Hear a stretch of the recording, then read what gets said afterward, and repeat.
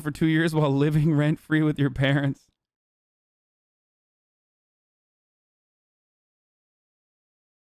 Years, I managed to save $4,800 from the rent, and I sold the condo for $350,000, which left me a profit of $104,000. I then took the $104,000 profit and used it as a down payment to buy my first duplex. For more real estate facts and tips, follow me on... No shot. No shot. Like, where are the taxes? Are there no taxes on real estate in fucking Canada? Like, she's just literally lying, dude. What the fuck is going on? Like, wow. Here's some incredible real estate advice. Buy low, sell high. Like, what the fuck? No taxes on first home buying. Here's her website. It's your first home. It's half, I think.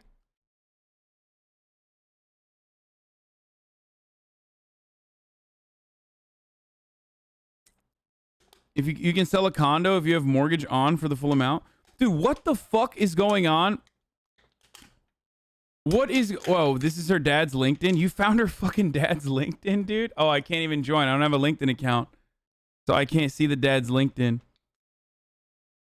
This is dumb. 4 people taking out 12K personal loans. No, she didn't take out a 12K personal loan. She took out a 12K personal loan, or rather, she had 12K to put on as a down payment so that she could take out a loan of over $250,000. So that's the difference there. And then put the house as an asset against that loan, and then be able to rely on the housing market going up, because it's fucking insane in most places like this.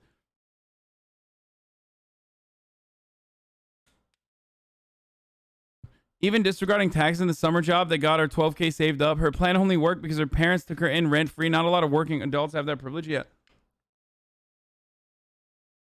There's a lot that doesn't make sense here. Open a LinkedIn account? Fuck no, dude. LinkedIn is so dog shit.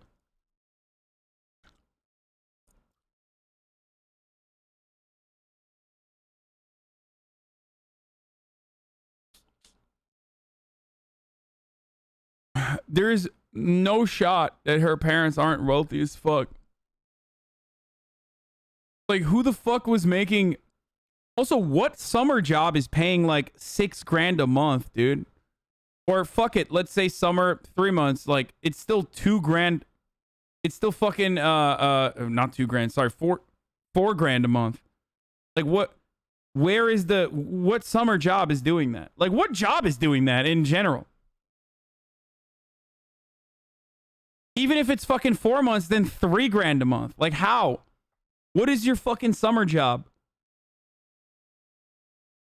What summer job has that level of pay? I didn't realize.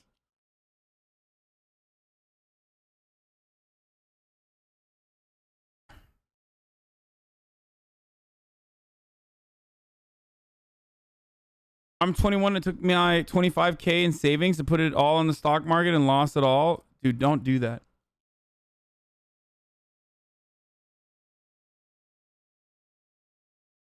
Job at her dad's real estate agency. Her dad's job. She was disciplined by the real estate board. Star broker Londono faces disciplinary hearing. What? Oh, she had an HGTV show, The Property Shop, but her tough selling tactics gone too far. The feisty broker with the trademark blonde corkscrew curls is to appear at an OACIQ disciplinary hearing next month. The Organisme de Autoréglementation du Cotage Immobilier du Québec, which was created to protect the public by overseeing the province's real estate and mortgage brokers, wouldn't comment on the hearing. Neither Londono nor the solicitor listed as her lawyer returned the Gazette's calls. Oh, oui, oui, tabarnak! On s'est baguette, hon, hon, hon. The Organisme de Autoréglementation du Cotage Immobilier du Québec. These parasites always got some skeletons in their closet. Didn't you put some money on long positions like ETFs? No. I mean, maybe. I have a 401k, so maybe they did. Probably. Doesn't Twitch pay well? Yeah, dude. No shit. Yeah. But that's like saying, doesn't Hollywood pay well, dude? Yeah, just become a fucking famous actor. Whose summer job is becoming a fucking famous Twitch streamer, dude? Yeah, Twitch pays well if you're me. Twitch doesn't pay well if you're you and you're just starting off. Twitch doesn't pay well. Twitch didn't pay well for me when I first fucking started off. They include obligations to not participate in any act or practice in real estate matters which may be illegal or which may cause prejudice to the public, and a duty to verify information provided to the public and another member. No mortgage company would give her a mortgage without stable income. She said it was a summer job. Also, how would she pay for the closing costs? Those are like $10K alone. See, that's what I'm saying. There's a lot that doesn't make sense about buying a fucking house.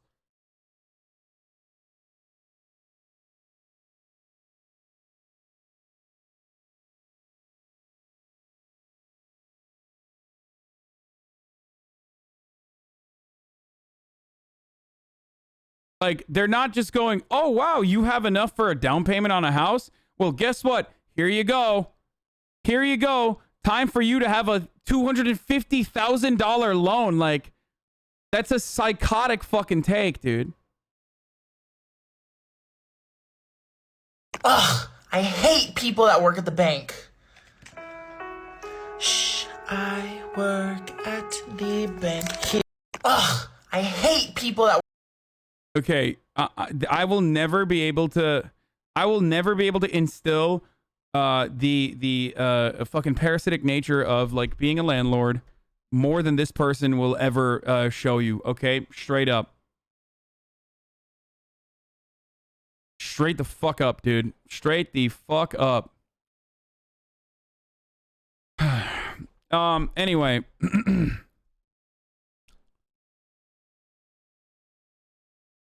Although her father had been in the real estate industry for 20 years, Tatiana Londono never considered joining the family business, and that is until she and her husband found themselves with 2 infant children and no income. This was in September 2010. Oh my lord, dude. Of course. Of course, dude. 3 reasons you should always use a real estate agent when selling your home. Number 1. One reason why you should always get a Twitch Prime subscription and use it for free on the Hasanabi broadcast. Number 1.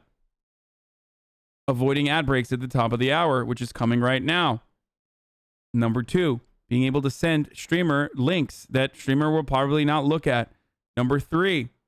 That was a great segue, dude. That's it. That's the fucking... That's it. That's the segue today, boys. That's it. Doesn't get fucking better than that, dude. I don't give a fuck what you have to say about that. That was... Woo! That was a 9 out of 10. That was a Seggy boy right there. Woo-hoo-hoo! Woo! Okay. Here's the 60-second ad break now, ladies and gentlemen. Those fucking primers out. MLS.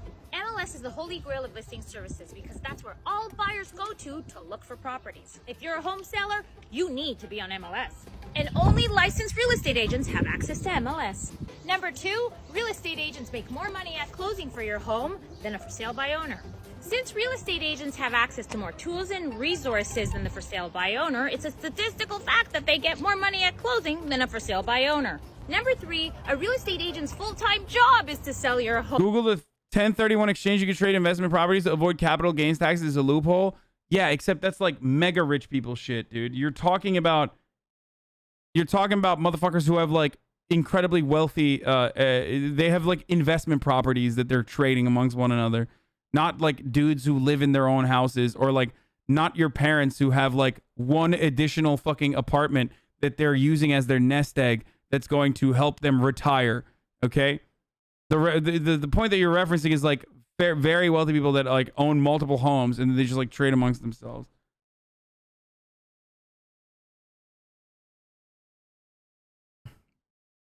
Home. Don't you have better things to do with your time? Like maybe focus on your business and make some money? For more real estate facts and tips, follow me on TikTok and Instagram. Oh God, I hate her so much. Oh my God, she's so bad. Capital gains tax are for people who own capital and have gains.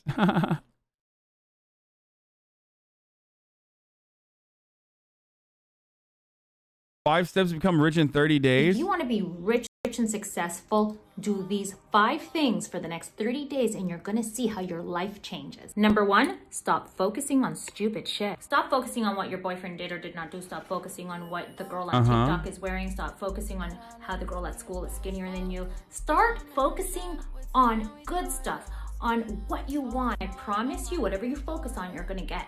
Number 2, stop wasting your time. Start cutting out all the shit that wastes your time. Those long phone calls, Instagram, TikTok, taking too long to eat lunch, taking too long to find lunch. Number 3, get your shit together. Oh my gosh, she's so good, dude. What the fuck? She's so fucking good, dude. Oh my god. If I followed these incredibly easy to follow steps, guys, just fucking follow these incredibly easy to follow steps, dude, and you will be fine. Number 4, save your money. Stop wasting your money on stupid shit. That's basically it. And start investing it in your business.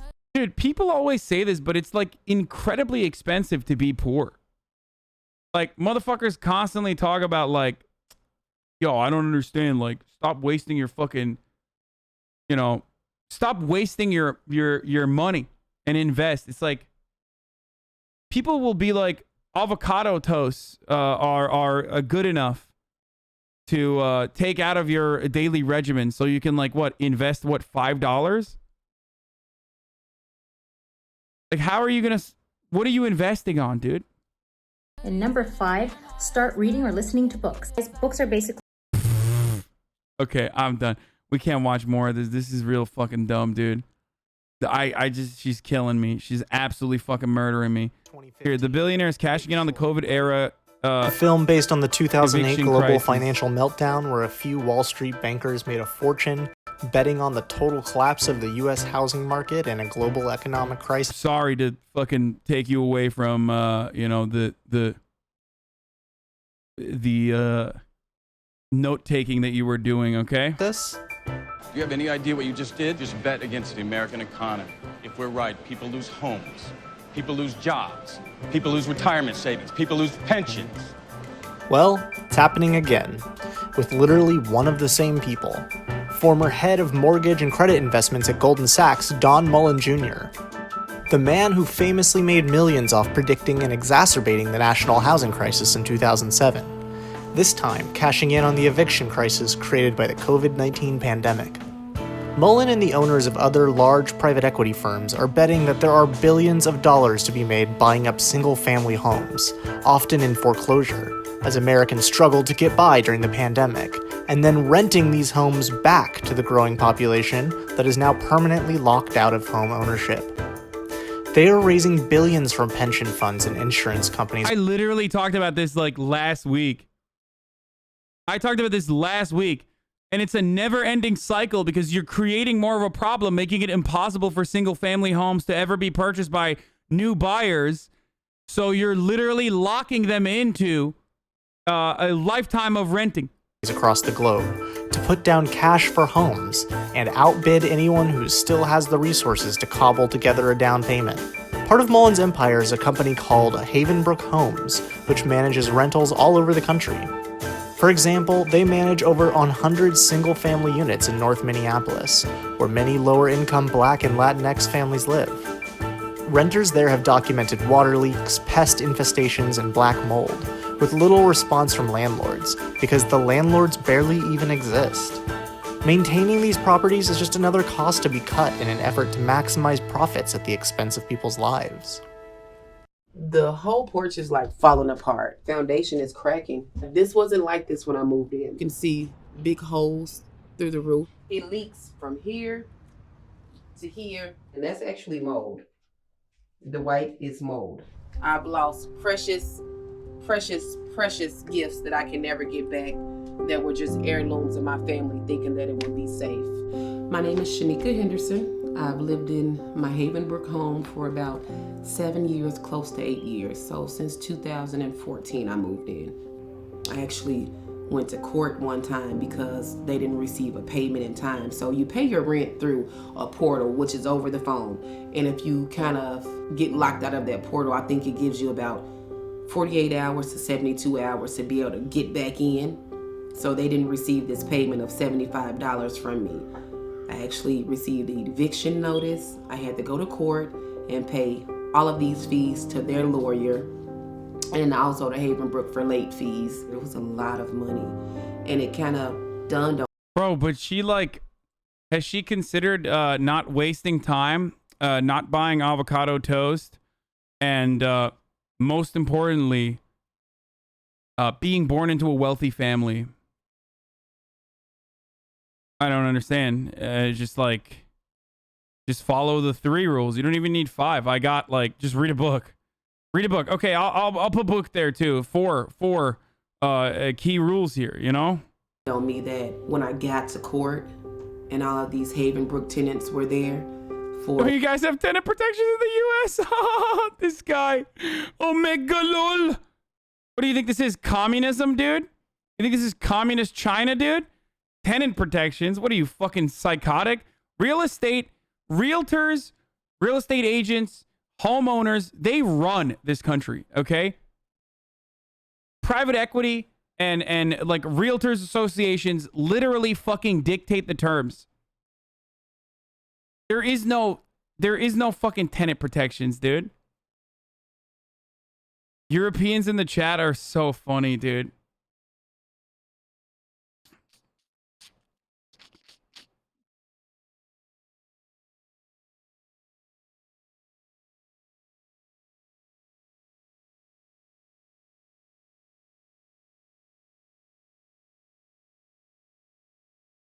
The same thing of them saying due to non-payment of rent, and it just kind of dawned on me, wow, this company is crook. I've been a Havenbrook resident for 1 year and 1 month now.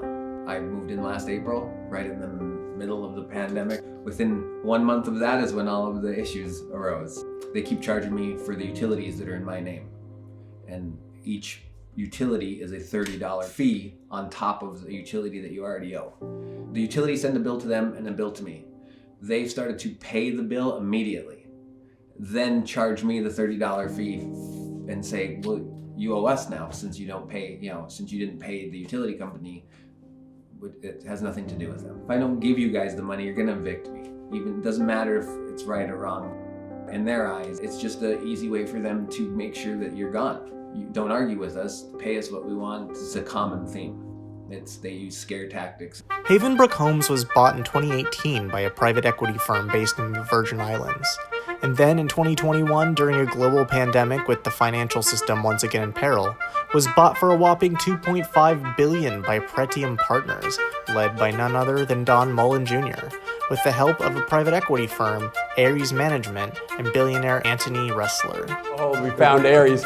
Of course, when you see, that's when you have a summer job and you can put aside $12,000. Before you know it, you become a billionaire who can purchase every fucking property available on the market, artificially boosting prices for homes, making it impossible for first-time buyers to purchase single-family units, and then turning around and renting to them at incredibly high rates that they can barely fucking afford. You do your homework and you find out it's the god of war and not a terribly attractive god. Now, guess where Ares gets its money? Dozens of pension funds across multiple states, the retirement money of millions of hardworking teachers and public sector workers. Despite a nationwide eviction moratorium during the pandemic, people in these homes are being evicted as the billionaires that own thousands of these properties are making record profits across the country. But tenants are fighting back.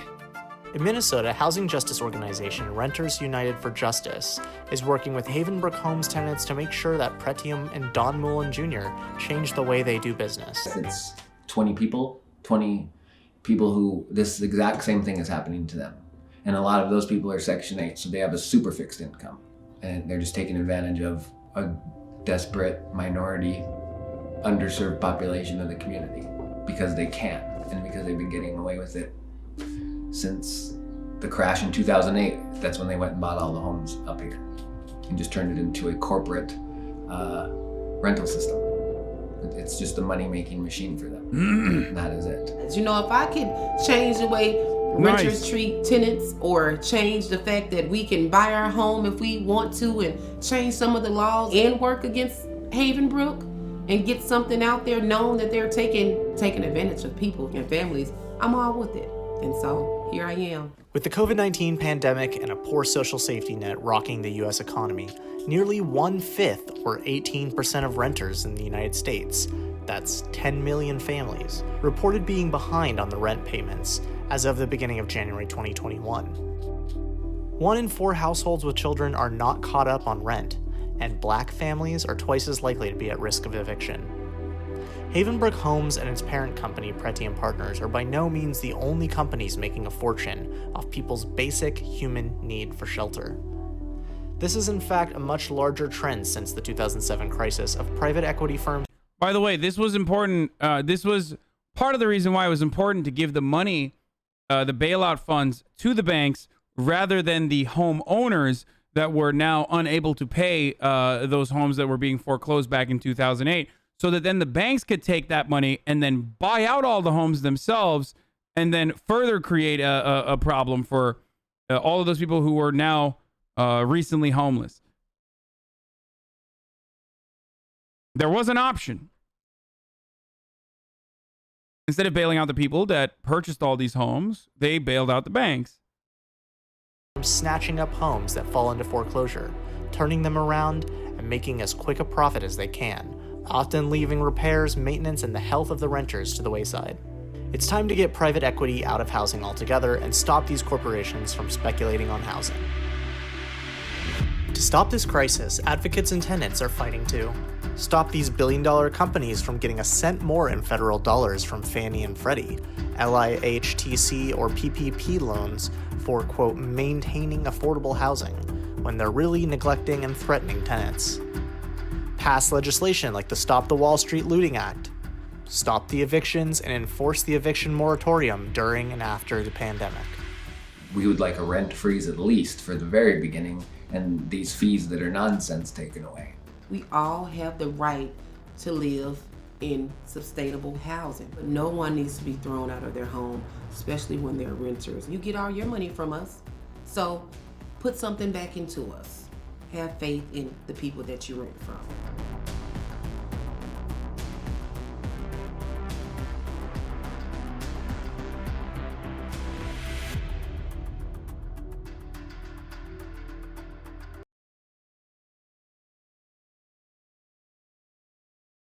Which banks got bailed out during COVID? I'm not talking about banks and their bailouts during COVID. I'm talking about banks and their bailouts during 2008. I specifically mentioned 2008. But I don't know why you thought that I was talking about during COVID.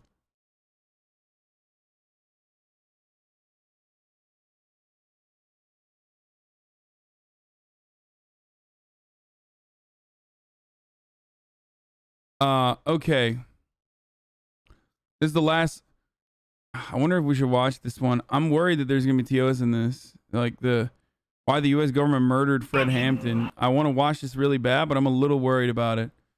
Hell no. Have trust in people that don't even have a own house. Kick them the fuck out and milk the next cash cow that's stupid enough to sign my overpriced rental contract.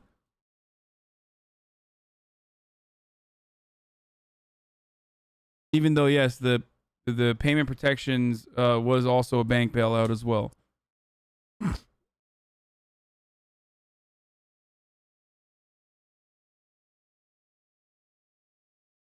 I don't have much knowledge on the topic, but I live in a rural southern area. I don't see an issue as to why these people can't buy a cheap house and get in on the profits themselves. Brother, I hope that your fucking southern town doesn't turn into Austin, okay? I keep telling motherfuckers, when I was in Austin this weekend, like I keep telling people, like, listen, dude, you don't know what the fuck's happening. You don't understand.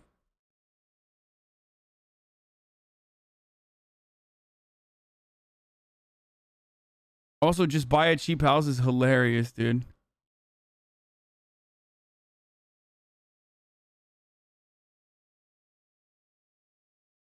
Just you wait.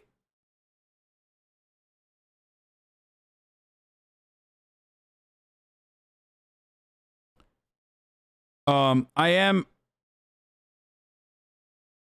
Rice Gum speaks on Hassan having no idea what he's talking about. Skip to minute 6. What the fuck is Rice Gum? I don't give a shit about this, dude.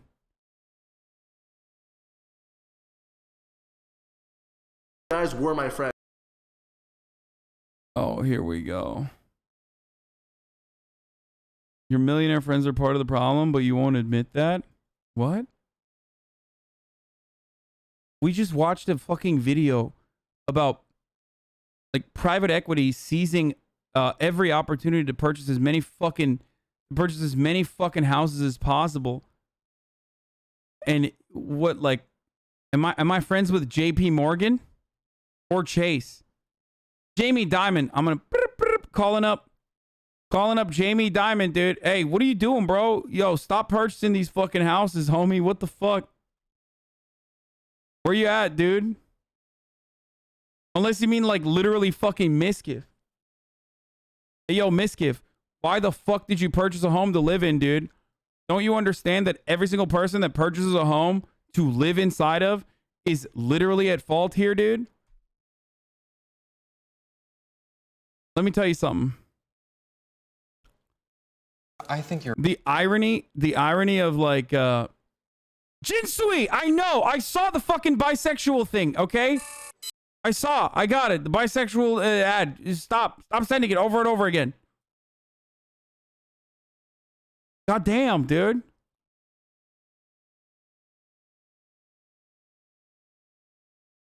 Tell these chapos to pay their rent and tip their landlord? Yeah. God damn.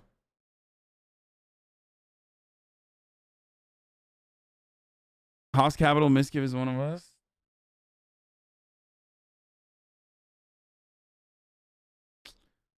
React to the drama first, Pluggo. I don't even want to fucking react to the drama, to be honest. Like, I actually don't want to watch this at all. I just, like, it's only gonna fucking reignite some shit.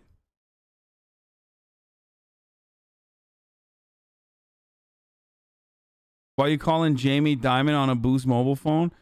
Kind of want to watch it though. Then don't watch it, LMAO. Oh fuck, we have so much good shit to watch today, boys. I'm not watching any of the hog content, dude. I'm sorry, we gotta skip the hoggers. Has there been talks about the US for a third vaccination? Well, you said drama is ekmek. I mean, I know, but like, but there's like, first of all, drama is the meat and potatoes. Yes, for a lot of streamers. But I'm also back. Like, I'm no longer in fucking Texas. Like, I'm paying attention to what the fuck's going on in the news. Like, so I'm back to like my regular shit. You know what I mean? I'm back on my regular grind, boys. Drama ekmektir.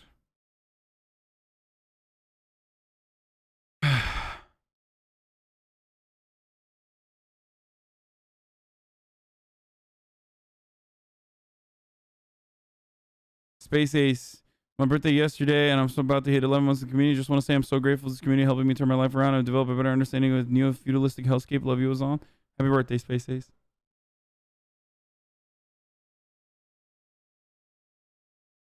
Are you doing more IRL soon? Yeah, I think I will, yeah.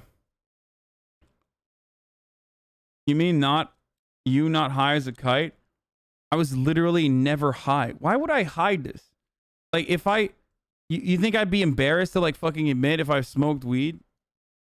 That's the funniest fucking take from chatters, is like, dude, I tell you guys about everything. Why the fuck would I hide that I'm smoking weed? I'm for full legalization of marijuana. I live in California. I've smoked weed on stream. December 4th, 1969. Akua Njeri was 19 years old and sleeping next to her fiance, the Illinois Black Panther Party chairman, Fred Hampton. The next thing I remember was someone in our room shaking Chairman Fred. Chairman, wake up, wake up. Plaster was flying off the wall. You could smell the cordite from the gunshot. If you've ever been under gunfire, 5 minutes is 5 hours. To you, it seems like forever. The shooting started back again. Then another voice unfamiliar to me said, "He's good and dead now." I knew they were talking about Chairman Fred. Fred Hampton was murdered by his government. True. But before that, he was a leader in a movement practicing a new kind of activism. A movement targeted because of its power to unite people.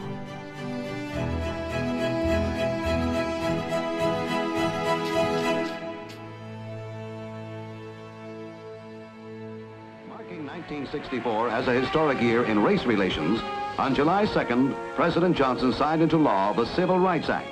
It was the strongest. In the 1960s, racial progress in the U.S. was at a turning point. Activists won major civil rights victories, and the era of Jim Crow laws came to an end.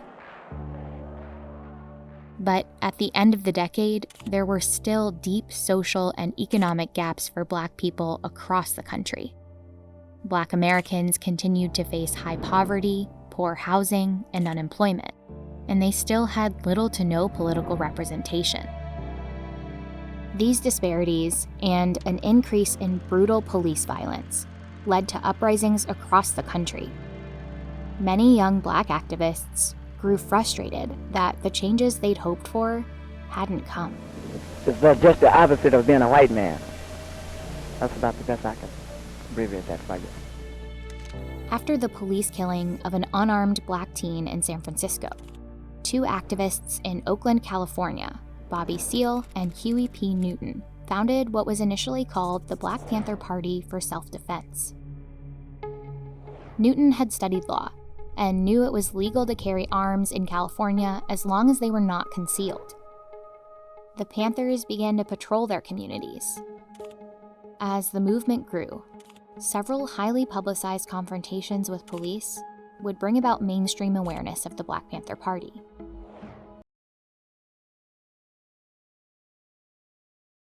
How about that 12-month subscriber? Are you happy?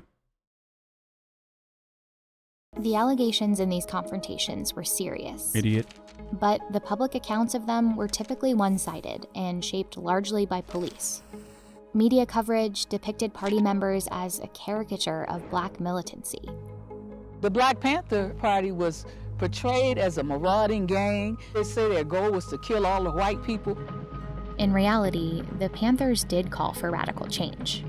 What they were hoping for was a revolution to overthrow the capitalist enterprise. But what they called revolution might not actually sound so radical today.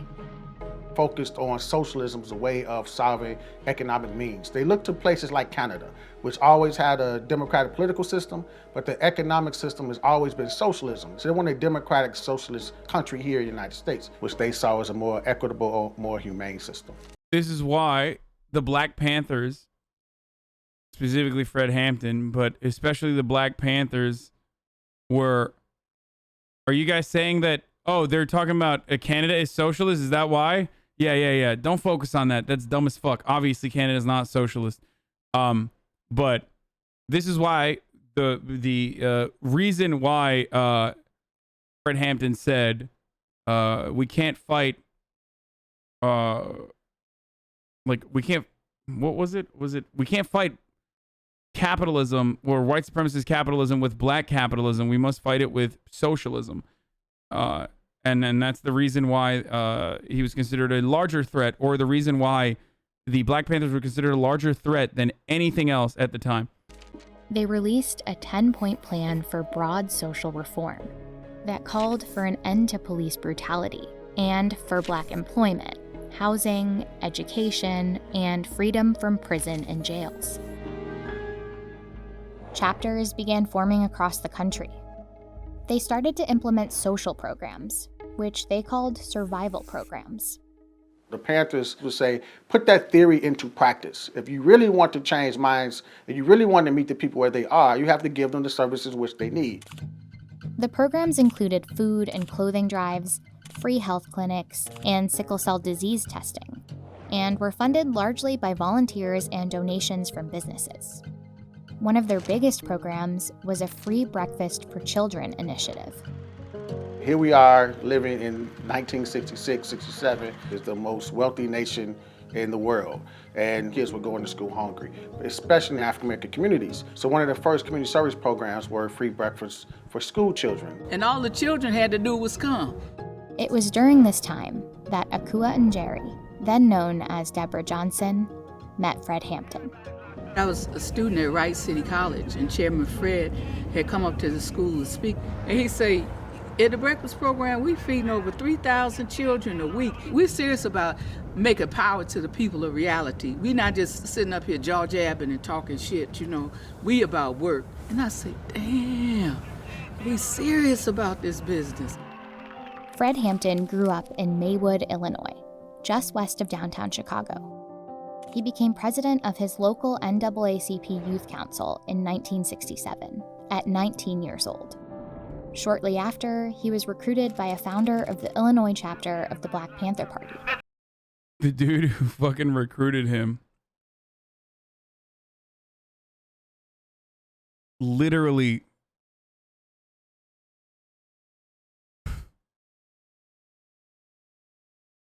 supported Michael Bloomberg in the primaries. You can jail a revolutionary, but you can't jail a revolution. Right. Because of his charismatic skills, he quickly rise to the top. Wow, dude. Typical, by the way. Marxist claims to be a Marxist-Leninist wearing cool hats. Here you have yet another young Marxist-Leninist walking around in clothes. Champagne socialism, boys. Cool hat. Shit looks like Baybeeee, dude. Ahead of the game. He quickly rise to the top of the crop. Here he is at age 21, building and leading the Illinois chapter Black Panther Party. Soon after they met, and Jerry and Hampton became a couple. Anybody that has met him or heard him speak, they say he wasn't bullshit. He was for real. You have to understand that people have to pay the price for peace. If you dare to struggle, you dare to win. Not the same, you hypocrite, lol. What? Wait, what? I can't tell if that person is being serious or not. Okay. You dare not to struggle, and goddamn it, you don't deserve to win. Let me say peace to you if you're willing to fight for it. Chicago in particular was a place where the party's ideals especially resonated. It was then the second largest American You think Daniel city. Kaluuya sounded nothing like him? I think he did a really good job. I think he literally did a fucking really good job getting his voice down.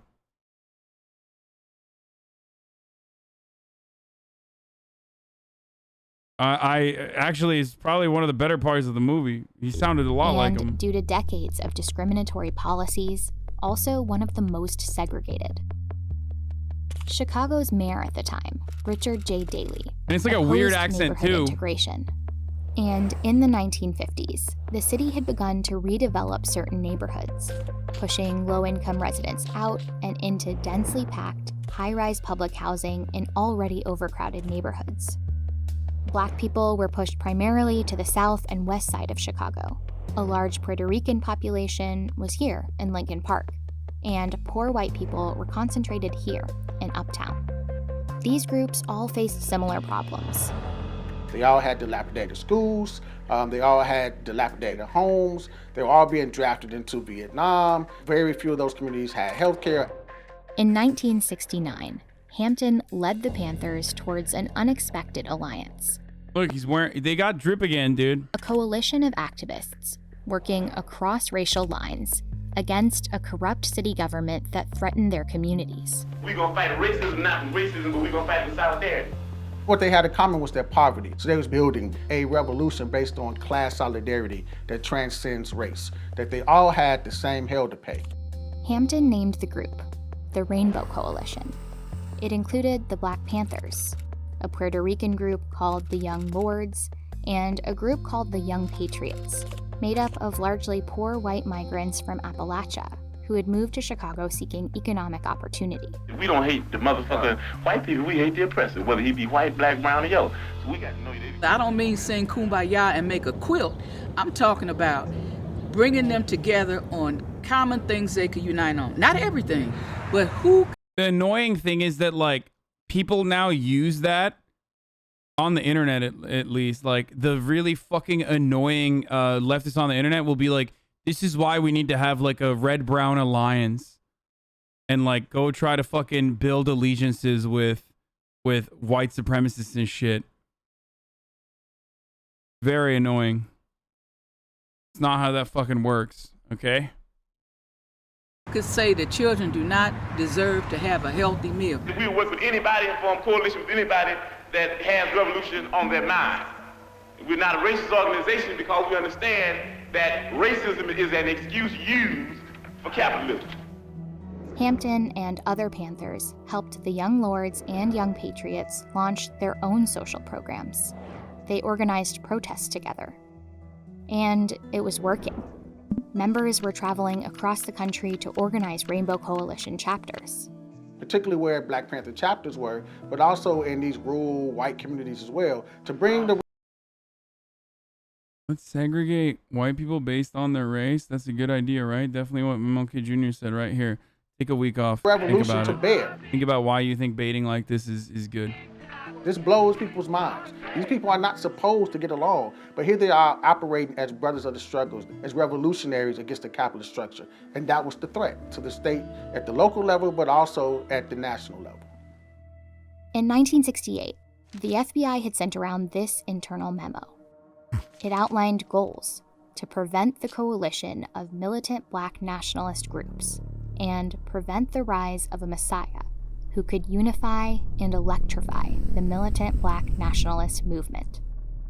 It wasn't written about Hampton specifically, but by 1969, Chairman Fred Hampton. That is also the reason why the movie is titled.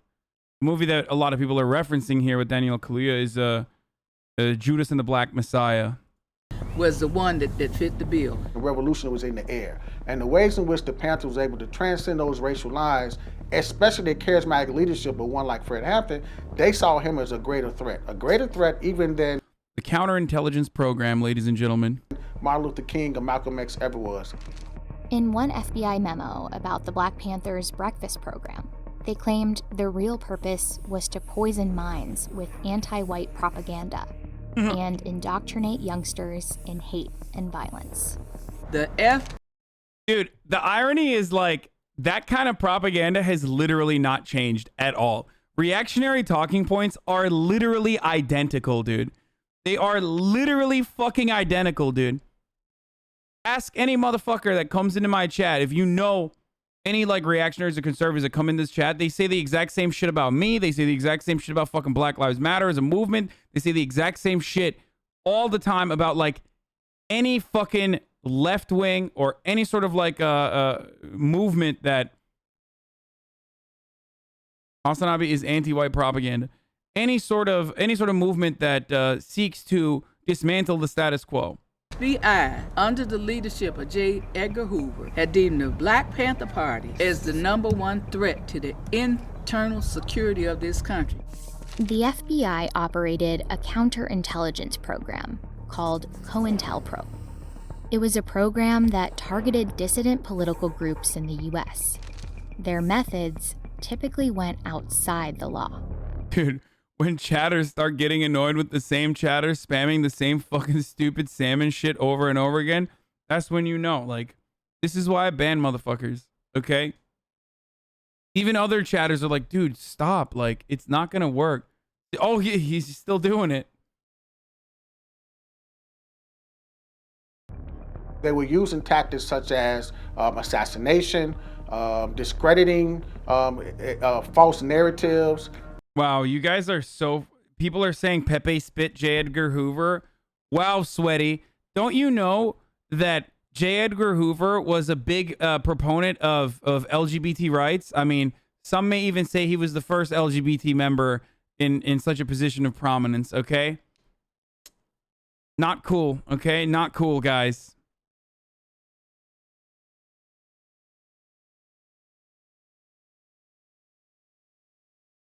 No, you have it all wrong. It's not that they're anti-white. It's because they promote violence.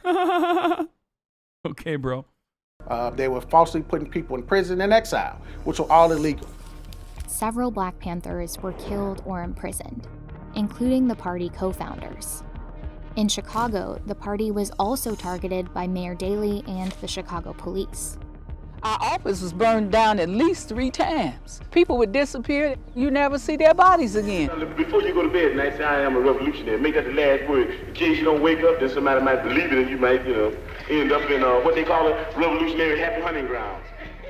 Hampton, a rising star at just 21 years old, knew he was a target too. He'd been arrested in 1968 for allegedly robbing an ice cream truck and handing out $71 of ice cream. In 1969, he was sentenced to 2 to 5 years in prison.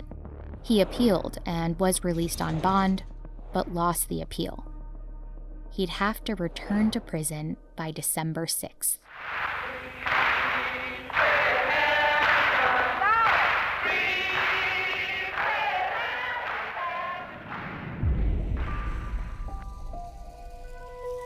On December 4th, around 4 a.m., 14 Chicago police officers arrived outside Hampton's apartment on Chicago's west side. Inside, Hampton and Jerry and 7 other Panthers were asleep. I was very pregnant, and the first thing I remember was Chairman Fred had fell asleep while talking on the phone. The next thing I remember was someone in our room started shaking the chair. Said, Chairman, wake up, wake up, the pigs are vamping. And I'm seeing Chairman Fred look up, and then he laid his head back down real slow. Officers kicked open the door and shot Mark Clark, a visitor from another party chapter. They shot a sleeping 18-year-old named Brenda Harris. Then they shot in the direction of Hampton's bed. The mattress is just going, you could feel the bullets going into it. I had moved over on top of Chairman Fred because there was shooting into our mattress. The person that had come into the room kept shouting, stop shooting, we have a pregnant sister in here. Eventually, the shooting stopped. And Jerry was forced into the kitchen when she heard another voice. Someone said he's barely alive. He'll barely make it. I assume they were talking about Chairman Fred. Pig said he's good and dead now.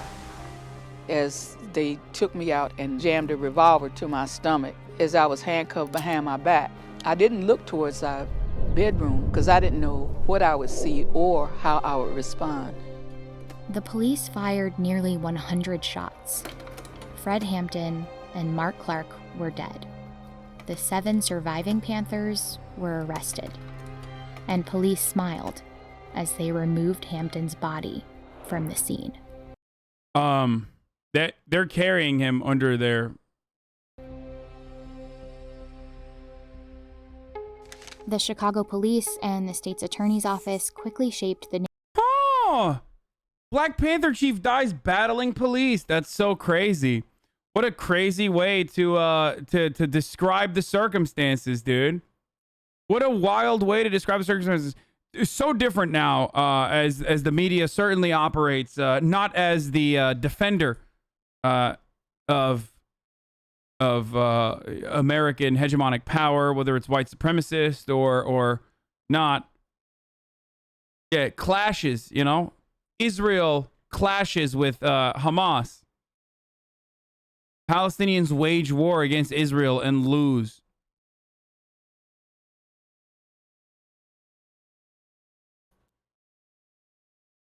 You always see this. Narrative to call it a gunfight, a battle, and a shootout. Officers involved in the raid testified that they were fired on from 4 different rooms in the apartment by shotgun. And before I could get past the threshold, there were 3 shots fired from the rear bedroom.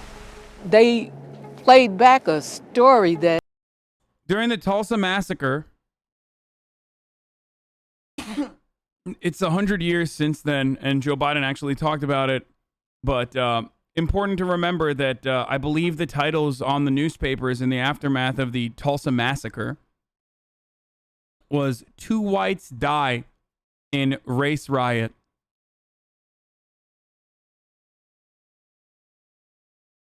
You put the fucking white death count there. You could not even fathom. They gave a fictional account of what happened. Again, vilifying the Black Panther Party. I mean, they were firing at police. Yes, sir. We saw the shots coming out of the 2 bedrooms. This attack by the Black Panthers on the police. This is called testifying, by the way. Cops have a term for this. Police clearly demonstrates the true character of the Black Panther Party.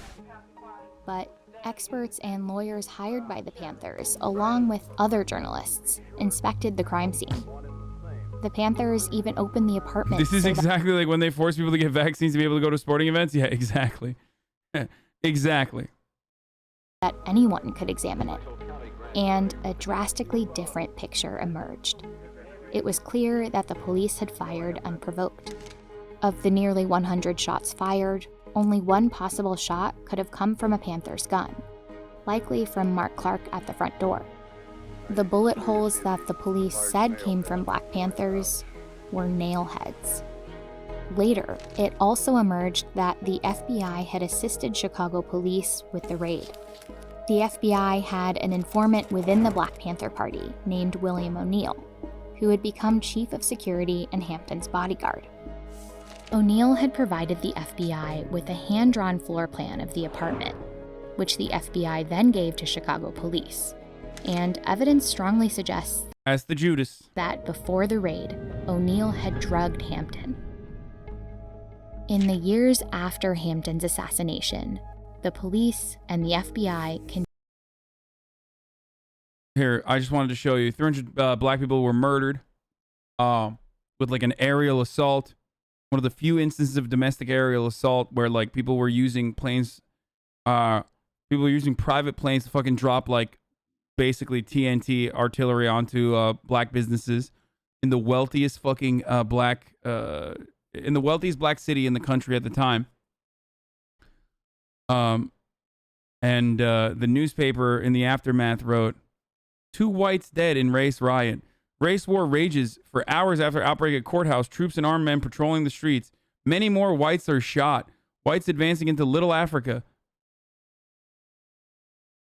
Scores badly wounded.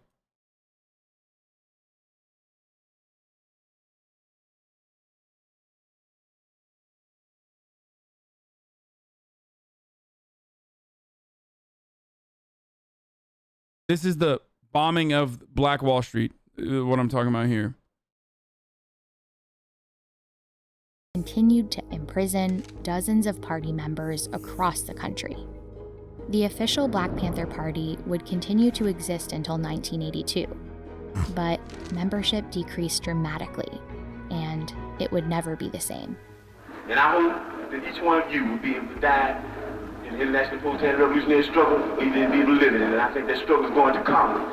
Why don't you live for the people? Why don't you struggle for the people? Why don't you die for the people? Fred Hampton wanted revolution. Those in power wanted to destroy him and what he stood for. But they weren't totally successful. Chairman Fred lives. You know what I'm saying? Through the military assault, through the destruction of the party as an organization itself, you know, by the state, the legacy of the party is still here. Today, it is kind of wild that they barely touched on his Marxist-Leninist roots in an entire video that is 18 minutes long, even though it is a good fucking video, ultimately. And the only way you can, like, get that is by listening to his fucking words. I mean, they literally said he was a democratic socialist.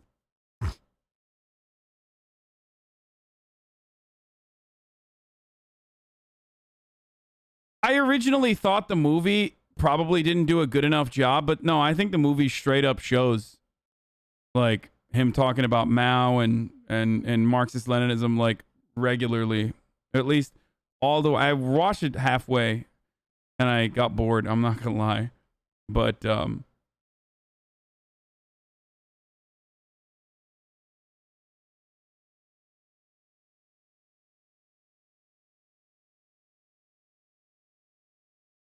The work of Fred Hampton is alive through some of the same programs that marked him as a threat.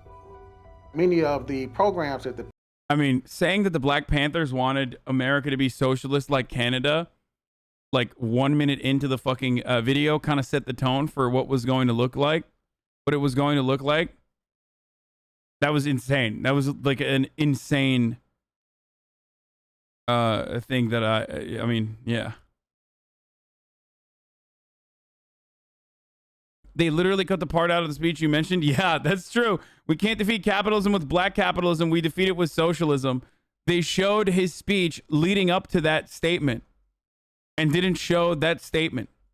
Panthers created are now staples of our society. We didn't have free breakfast in schools prior to the Black Panther Party's free breakfast program. Those free clinics, almost every major college campus got a free legal aid clinic. The ways in which sickle cell testing is now respected as a disease by the CDC and others. None of that stuff existed before the party. I think that's revolutionary. The history of the Black Panther Party is going toe-to-toe with this government will never die. Never die.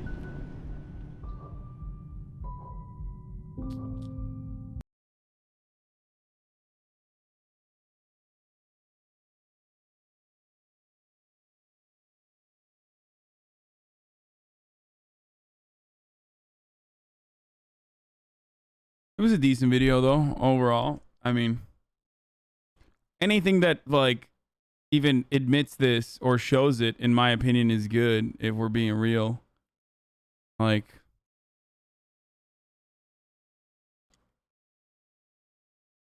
why do you keep making that noise with your mouth? What noise? Now the mutual aid side, no comments. My school had an old local chapter. The Black Panthers are straight away and shit was mad cool. They still do free lunch programs, after school activities.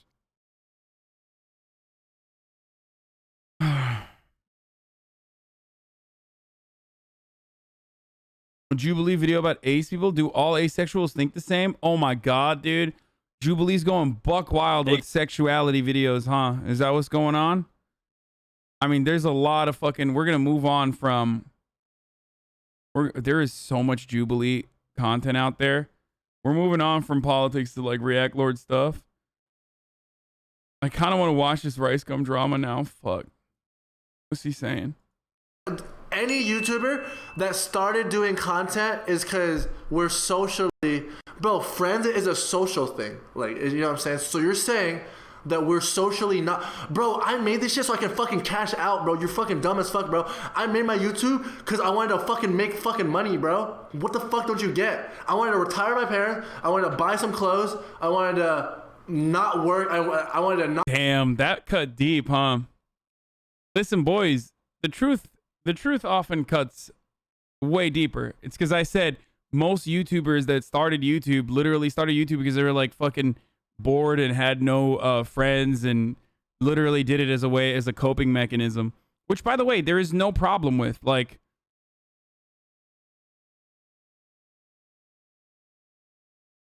what does he think that, like, listen, FaZe Banks in this current iteration of who he is now is entirely different than who he was when he started. Do you really think that, like, back in fucking 2010 or whenever FaZe started, like, a bunch of dudes that made like Call of Duty trick shot videos were actually cool? Like, no, of course not. They are now. Now that it is considered to be like the hot thing, and now nerds are getting a lot of fucking clout and whatever. But like, wait, you really think that a bunch of fucking dudes who made like trick shot videos on the internet were like actually considered cool? No, of course not. It's more normalized. There's more money involved in it. But like, come on, bro. Like, they were all nerds. They're still nerds. We're all fucking nerds. It just own it. I don't know why. Like, I don't know why that's such a problem. These are literally your people, though. I know But the difference between me and like a lot of these people, and I even think FaZe Banks would fucking admit this. The reason why I find it funny is like when people get like super defensive about it. It's like, no, dude, I was always fucking cool. It's like, no, dude, you literally weren't, and you still kind of aren't. Let's be real. Not go